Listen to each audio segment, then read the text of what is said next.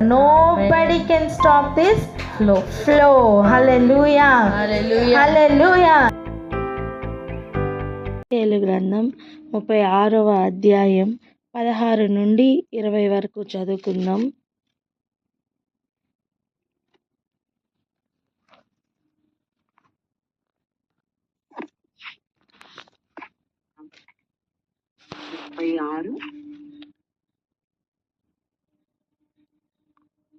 యెహెజ్కేలు గ్రంథం 36వ అధ్యాయం 16 నుండి 20వ వచనం వరకు చదువుకుందాం. యెహెజ్కేలు ప్రవచన గ్రంథం 36వ అధ్యాయం 16 నుంచి 20 వచనములు. మరియు యెహోవా వాక్కు నాకు ప్రత్యక్షమై ఈలాగు సెలవిచ్చెను, నరపుత్రుడా, ఇజ్రాయేలీలు తమ దేశములో నివసించి దుష్ప్రవర్తన చేతను దుష్క్రియల చేతను దానిని అపవిత్రపరిచి, వారి ప్రవర్తన బహిష్ట అయిన స్త్రీ యొక్క అపవిత్రత వలె నా దృష్టికి కనబడుచున్నది. కాబట్టి దేశములో వారు చేసిన నరహత్య విషయమైనను విగ్రహములను పెట్టుకొని వారు దేశమును అపవిత్రపరిచిన దాని విషయంనైనను నేను నా క్రోధమును వారి మీద కుమ్మరించి వారి ప్రవర్తనను బట్టి వారి క్రియలను బట్టి వారిని శిక్షించి నేను అన్యజనులలోనికి వారిని వెళ్ళగొట్టగా వారు ఆయా దేశములకు చెదిరిపోయిరి. వారు తాము వెళ్ళిన స్థలములలోని జనుల యొద్ద చేరగా ఆ జనులు, వీరు యెహోవా జనులే కదా, ఆయన దేశంలో నుండి వచ్చిన వారే కదా అని చెప్పుట వలన నా పరిశుద్ధ నామమునకు దూషణ కలుగుటకు ఇజ్రాయేలీయులు కారణమైరి. స్తోత్రం. ఆయన నామం ఎలా దూషింపబడుతుందో ఇక్కడ మనం చూస్తున్నాం. నిన్నటి దినాన్ని మనం విన్నాం. ఇశ్రాయేలీయుల్ని దేవుడు మనకు దృష్టాంతములుగా పెట్టారని. అంటే వారి యొక్క పూర్తి జీవితాన్ని అన్యజనులైన మనకు చూపిస్తూ అనేక సార్లు ఇదిగో ఇలా చేస్తే ఇలా అవుతారు, ఇలా ఉంటే ఇలా ఉండగలరు అని ప్రతి సిచ్యువేషన్లో దృష్టాంతములుగా అంటే ఎగ్జాంపుల్గా వారిని పెట్టారు. అలాగనే ఇప్పుడు ఇక్కడ కూడా చెప్తున్న విషయం చూడండి. ఆయన నామము అన్యజనుల్లో ఎలా దూషింపబడుతుంది అంటే, ఆయన స్వకీయమైన జనాంగంను ఆయన స్వీకరించిన తర్వాత ఆయన నామం పెట్టి, మీరు నా నామం పెట్టబడిన ప్రజలు, మీరు నా జనం, మీరు నా స్వకీయ సంపాద్యం, మీరు నా రాజులను యాజకులను చెప్పిన తర్వాత వారు అందులో నుండి తొలగిపోయి ఆజ్ఞల మార్గంలో నడుస్తున్న వారు, అర్థం దాస్యత్వం నుంచి విడుదల పొంది ఆజ్ఞల మార్గంలో నడుస్తూ ఉన్నవారు తొలగిపోయి కలుగ చేసుకున్న అపవిత్రత. ఒకసారి ఆజ్ఞల మార్గంలోనికి పిలువబడి ఇక దానిలో కృతజ్ఞతతో నమ్మకంతో వారు కదలలేకపోయారు. చూడండి, ఏది వద్దు అని చెప్పారో అది చేయడమే కదా ఆజ్ఞాతిక్రమం. ఏది చెయ్యమన్నారో అది చెయ్యకపోవడమే కదా ఆజ్ఞాతిక్రమం. అదే కదా పాపం, అదే కదా అపవిత్రత, అదే కదా దుష్టక్రియలు, అదే కదా దుష్ప్రవర్తన. నిన్ను ఆజ్ఞల మార్గంలోనికి పిలిచేది దేనికి? నిన్ను ఆయన పేరు పెట్టి పిలుచుకొని రక్షించుకునేది దేనికి? ఆయన గుణములు చూపించడానికి, ఆయన మనలో నివసించడానికి, ఆయన క్రియలే బయటికి రావడానికి. ఇక జీవించుచున్నది నేను కాదు, నాలో ఉన్న క్రీస్తే అనే అనుభవంలో బ్రతకడానికి. అది కాకుండా కలుగు చేసుకుంటున్న అపవిత్రత. దానిని దేవుడు ఎటువంటి అపవిత్రతతో పోల్చి చూపిస్తున్నారు తెలుసా? బహిష్టి అయిన స్త్రీ యొక్క అపవిత్రత వలె చూపిస్తున్నారు. ఆ రక్తపు మరకలు ఎక్కడ దాయలేవు. ఆ రక్తపు మరకలు అసలు ఆ కంపు దాన్ని మనం వివరించలేం. అంత భయంకరమైన స్థితితో అపవిత్రతను పోలుస్తున్నారు. అంటే దేవునికి ఆజ్ఞల మార్గంలోనికి తీసుకున్న ఒక్కొక్క ప్రజను బట్టి, ఒక్కొక్క బిడ్డను బట్టి సంతోషం పుట్టాలండి. యేసు ప్రభుని చూసి ఆయన చెప్తున్న మాట గుర్తుందా? ఈయన నా ప్రియ కుమారుడు, ఈయన యందు నేను ఆనందించుచున్నాను అని చెప్తున్నారు. అలా ప్రతి బిడ్డను బట్టి ఆయన సంతోషించాలి, ఆయన ఆనందించాలి. మన ఇంటిలో మనం ఏదైనా సంపాదించుకుంటే ఆనందం ఉంటుందేమో. మన ఇంటిలో ఆనందానికి కారణం ఏంటో లెక్క పెట్టండి, జ్ఞాపకం చేసుకోండి. నీ సంతోషం ఎందులో ఉంది? నీ సంతోషం ఎందులో పరిపూర్ణమవుతుంది? గొప్పగా తినడంలోనా, వండుకోవడంలోనా, దుస్తులు ధరించడంలోనా, కార్లు బంగ్లాలు సంపాదించడంలోనా? కానీ పరలోకంలో సంతోషం దేనిలో ఉందంటే, ఒక పాపి రక్షింపబడితే అందులో సంతోషం ఉంది. ఆ పాపి నిలిచి ఉంటే అందులో సంతోషం ఉంది. దేవుని రాజ్యం భూమి మీద కట్టబడుతుంటే అక్కడ సంతోషం ఉంది. అటువంటి సంతోషం ప్లేస్లో ఇప్పుడు ప్రభువుకి ఏమొస్తుందట?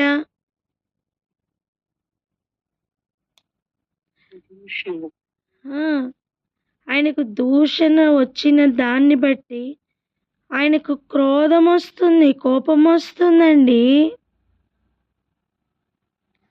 ఆయనకు కోపం వస్తుంది. అందుకే ఆయన చెప్తున్నారు, ఆయన చింతపడుతున్నారట. ఆ దూషణను బట్టి ఆయన బాధపడుతున్నారట. ఆయన నామము దూషింపబడడానికి కాదు కదా ఆయన పేరు పెట్టుకున్నది.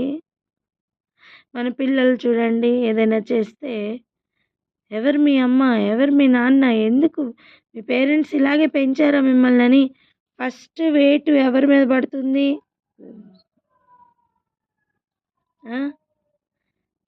పేరెంట్స్ మీదనే. చూడండి, మీరు టక్ టక్ మన వాక్యాలు చెప్తున్నారు అనుకోండి, లేదా మీ ప్రవర్తన చాలా బాగుంది అనుకోండి, నువ్వు ఏ చర్చికి వెళ్తున్నావు అని అడుగుతారు. అంటే ఏంటి? నిన్ను ఆత్మీయంగా నడిపిస్తుంది ఎవరు అని అడుగుతారు. అంటే ప్రతి ఒక్కరి యొక్క ఫోకస్ దేని మీదకి వెళ్తుందంటే వారి యొక్క మూలం మీదకి వెళ్తుంది. చెప్పండి, దేని మీదకి వెళ్తుంది? వారి యొక్క మూలం మీదకి వెళ్తుంది. ఎవరు ఎవరు వీరిని ఇలా తయారు చేసింది ఎవరు? వీరిని ఇలా కన్నది ఎవరు? వీరు ఇలా ఉండడానికి కారణం ఎవరు అని వారి మూలం నాకు వెళ్తుంది. ఒక బిడ్డ స్టేట్ ఫస్ట్ వచ్చారనుకోండి, వీళ్ళు ఏ కాలేజ్లో చదివారు, వీళ్ళు ఏ స్కూల్లో చదివారు అని ఆ ఆరిజిన్ ప్లేస్ని వెతుకుతారు. ఎగ్జాక్ట్గా అలాగనే మనల్ని బట్టి మన ఆరిజిన్ ప్లేస్కి లేదా మన ఆరిజిన్కి ఘనత కానీ దూషణ కానీ దొరుకుతూ ఉంటుంది. నిన్ను నన్ను పేరు పెట్టి పిలుచుకున్నది దేనికి? ఎదిగో ఆయన నామం దూషించబడినది ఇంకా చాలు. పలుకుదామా మాట? ఆయన నామం దూషించబడినది ఇక చాలు. ఇంకా చాలు. దేనిని బట్టి ఆయన నామం దూషించబడిందట? దుష్ప్రవర్తనను బట్టి, దుష్క్రియలను బట్టి. చెప్దామా? దుష్ప్రవర్తనను బట్టి, దుష్క్రియలను బట్టి. స్తోత్రం. ఇప్పుడు అదే ఏరియాలో మరలా ఆయన నామం ఘనపరచబడాలి అంటే ఎవరిలో ఉందండి? మనలోనే ఉంది. మనలోనే. మన క్రియలు మారాలి, మన ప్రవర్తన మారాలి. చెప్తామా మాట? మన క్రియలు మారాలి, మన ప్రవర్తన మారాలి. ఇక్కడ ఆగి ప్రార్థన చేసుకుందామా? మన క్రియలు మనం మార్చుకుందాం.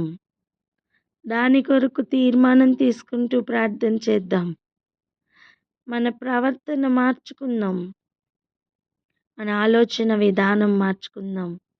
ఆయనకి ఇష్టం లేనిది చెయ్యకుండా ఆయనకి ఇష్టమైనది చేస్తూ కదలడానికి తీర్మానం తీసుకుందాం. ప్రార్థన చేద్దామా? ప్రార్థన అందుకోండి.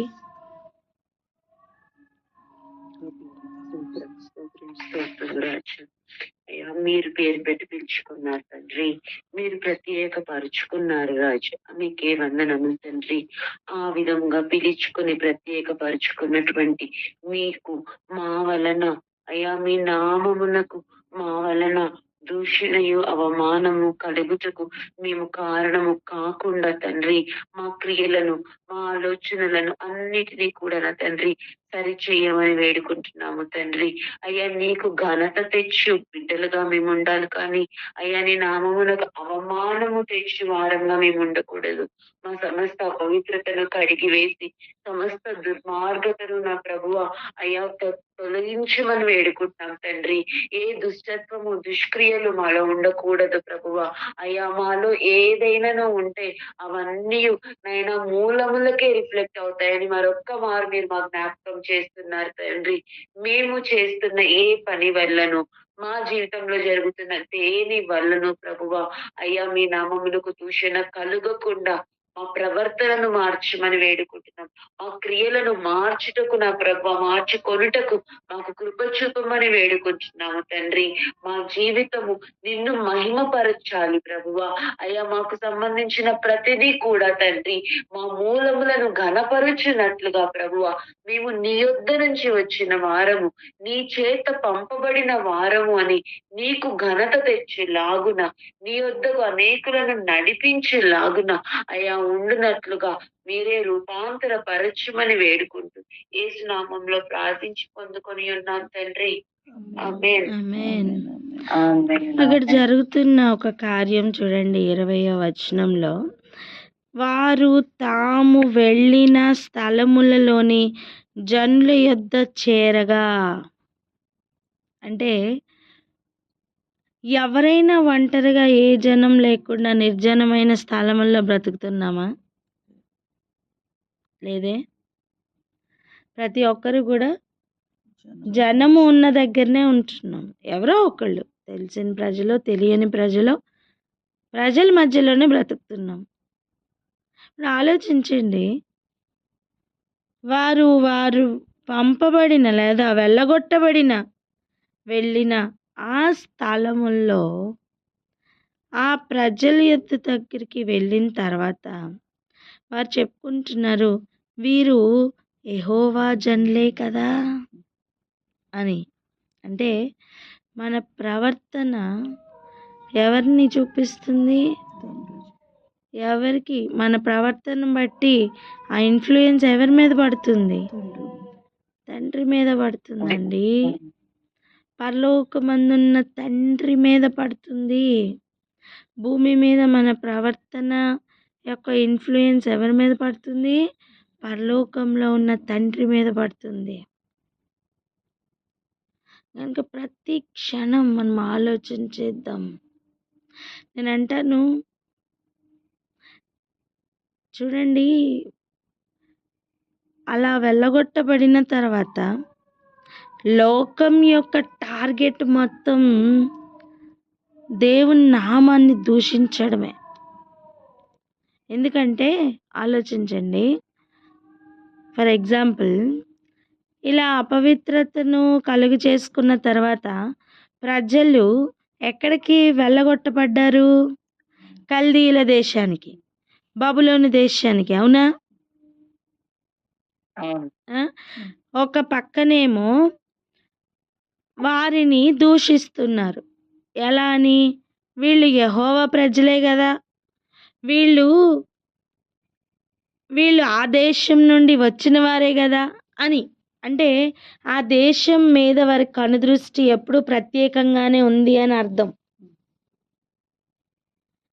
రెండోది, ఇప్పుడు ఆలోచించండి, అక్కడికి వెళ్ళిన తర్వాత దానియేలు వంటి వారు లేరా? ఉన్నారు. అజర్యా, మిషాయేల్ వంటి వారు లేరా? ఉన్నారు. ఉన్నారు. మరి ఈ ప్రజలను దూషించిన వారు ఆ ప్రజలను మెచ్చుకోవాలి కదా. కానీ ఆ ప్రజలను మరి ఎలా టార్గెట్ చేశారు చూడండి, దేవునికి దూరం చెయ్యాలని. ఏ భయాన్ని చూపించారు? మరణ భయాన్ని చూపించారు.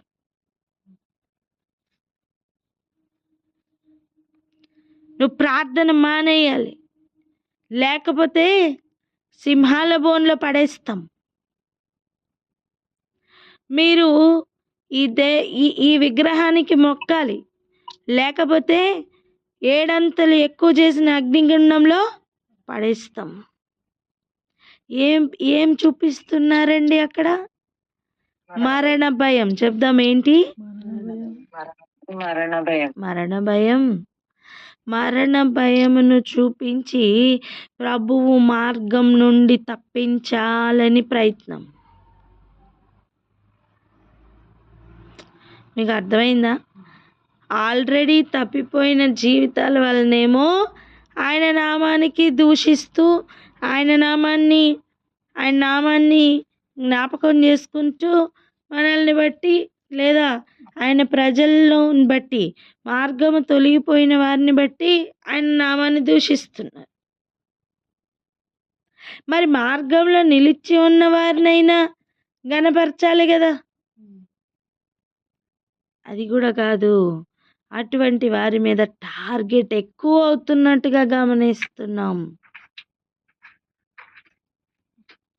ఈరోజు మనం తీసుకోవాల్సిన తీర్మానం ఏంటో తెలుసా?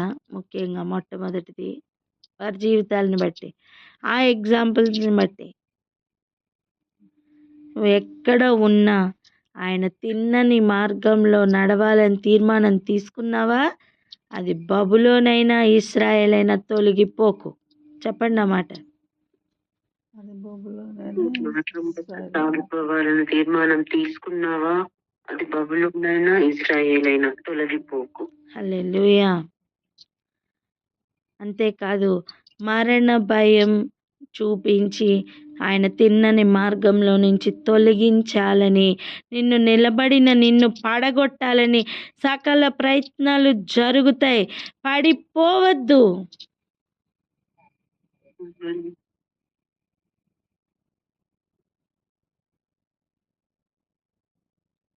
అది అలా ఉంటే, ఇప్పుడు ప్రభు చెప్తున్న మాటల్ని ఇక మనం రిసీవ్ చేసుకుందాం.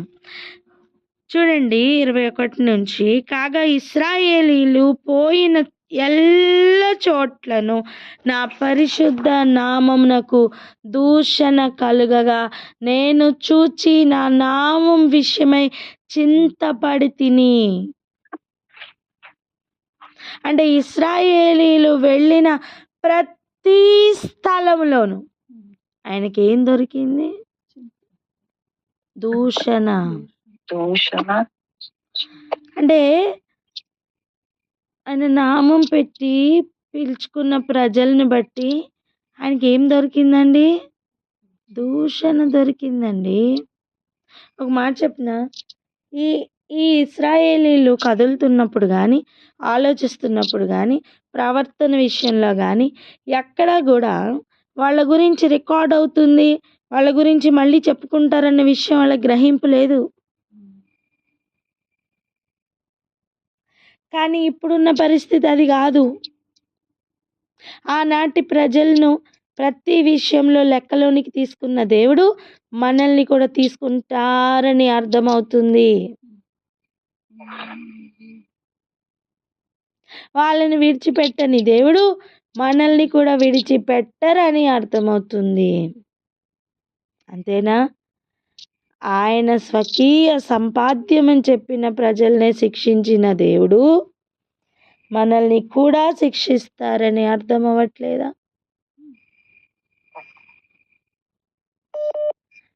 మనల్ని బట్టి ఆయన నామానికి కలిగిన దూషణ చెరిగిపోవాలి. హల్లెలూయా. హల్లెలూయా. కాబట్టి ఇశ్రాయేలీలకు ఈ మాట ప్రకటన చేయుము. ఏ మాట? ఏమని ప్రకటన చేయుము అని చెప్తున్నారు? ప్రభువగు యెహోవా సెలవిచ్చినదేమనగా, ఇశ్రాయేలీయులారా, మీ నిమిత్తము కాదు గాని అన్యజనులలో మీ చేత దూషణ నొందిన నా పరిశుద్ధ నామం నిమిత్తం నేను చేయబోవు దానిని చేయుదును. హల్లెలూయా. వింటున్నారా? ప్రజల్ని బట్టి కాదట, ఆయన నామమును బట్టి ఆయన యొక్క కార్యాలను చేస్తారట. ఆయన పొందిన దూషణను బట్టి ఆయన యొక్క చేయబోదాన్ని ప్రకటన చేపిస్తున్నారు ఆయన ప్రవక్తల ద్వారా. ఏం చేస్తారట? ఏం చేస్తానంటున్నారో చూడండి. 23 అన్యజనుల మధ్య మీరు దూషించిన నా ఘనమైన నామమును నేను పరిశుద్ధపరచుదును. వారి ఎదుట మీ యందు నేను నన్ను పరిశుద్ధపరచుకొనగా నేను ప్రభువగు యెహోవానని వారు తెలుసుకొందురు. ఇదే ప్రభువగు యెహోవా వాక్కు. ఈ మాటని ఈరోజు మనం రిసీవ్ చేసుకోవాల్సిన అవసరత ఉంది. అవును, మనల్ని బట్టి దూషణ కలిగింది. ఇక్కడ చేరిన మనందరిని బట్టి ఏదో ఒక ఏరియాలో ఆయన నామానికి దూషణ కలుగుతూనే ఉంది. కానీ ఆయన చెప్తున్న మాట ఏంటో చూడండి. నా నామమును బట్టి నేను చేస్తా.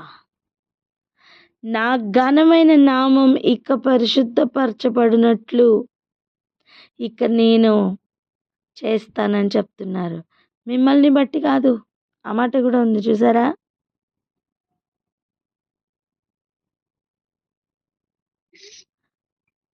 ఏమంటున్నారు? మీరు దూషించిన మీ నిమిత్తం కాదు గాని. 22వ వచనం చూడండి. ఇశ్రాయేలీలారా, మీ నిమిత్తము కాదు గాని, అంటే మిమ్మల్ని బట్టి కాదు, నా నామం బట్టి నేను కదులుతానిక. హల్లెలూయా. అంటే ఆయన నామం మీదే ఆన పెట్టుకొని చెప్తున్నారండి. ఆయన నామంను బట్టి ఆయన కదులుతానని చెప్తున్నారు. కోర్ రీజన్ అర్థమైందా? ఇప్పుడు నాకు మాట్లాడుతూ చెప్పండి. ఆయన నామంను బట్టి కదులుతానన్నప్పుడు నువ్వు దేని బట్టి కదలాలిక? నామమును బట్టి. హల్లెలూయా. అందుకే భూమి మీద పేరు సంపాదించుకోవాలని ప్రయత్నించక నానా.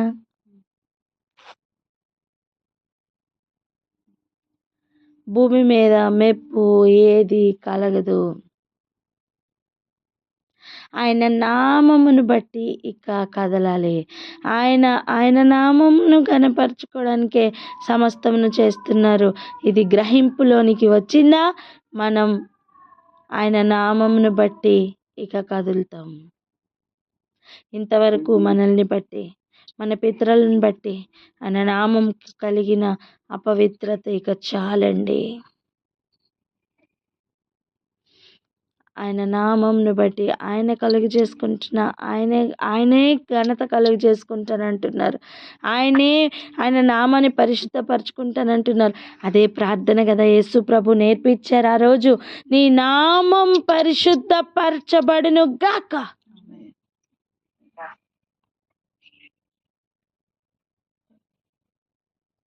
ఈరోజు అదే ప్రార్థనను ఎన్నిసార్లు నామకార్థంగా చేస్తున్నాం?